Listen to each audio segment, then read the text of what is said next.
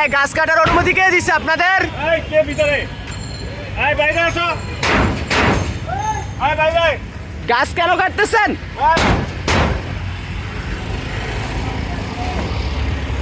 নামো এখানে নামো। বাইরে বাইরে আসতে বল। চাচা, বাইরে আসতে বল। হ্যালো চাচা, আপনাকে দেখতেছি এই ভিতরে 2-3 জন। আপনারা গাছ কেন কাটতেছেন?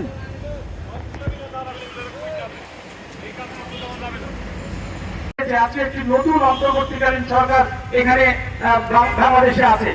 এই সরকারের দায়িত্ব এই জনবিরোধী যতগুলো প্রকল্প আছে প্রত্যেকটি প্রকল্পকে আবার পুনরায় রিভিউ করা হোক, রিভিউ করে সেখানে যেগুলো জনবিরোধী আছে সেগুলোকে প্রত্যাখ্যান করা হোক এবং সেগুলোকে বন্ধ করে দেওয়া হোক। রাষ্ট্রের এই ধরনের যে অর্থের অপচয়, এটা শুধু রাষ্ট্রের অর্থের অপচয় নয়, একেবারে সামগ্রিকভাবে পার্মানেন্ট ভাবে এই নগরটাকে ধ্বংস করার ষড়যন্ত্রের মধ্যে লিপ্ত আছে তারা।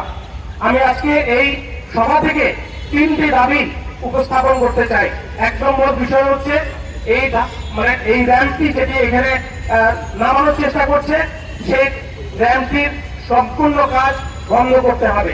অর্থাৎ এলিভেটেড এক্সপ্রেসওয়ে এই হাতিরঝিল এবং পান্থকুঞ্জ পার্কে ধ্বংস করার যে র্যাম্পটি নামানো হচ্ছে সেটিকে বন্ধ করতে হবে এবং বাতিল করতে হবে, পরিষ্কার ভাবে বললাম।